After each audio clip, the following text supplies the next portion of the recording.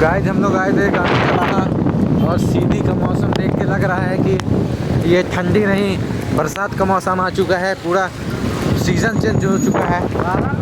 यहाँ पूरा पानी गिर रहा है। हम लोग पूरा भीग चुके हैं गाइस। बाहर जाना जरूरी है गाइस, क्योंकि मम्मी फिर पिछवाड़े में डर सरका देंगी। पूरा भीग चुका हूँ शिवांश तो आगे से। अब मुँह में पानी खटपट अब मुँह में पानी खटपट कर रहा है गाइस। बड़ी समस्या है गाइस। मैं छुपा हूँ भाई।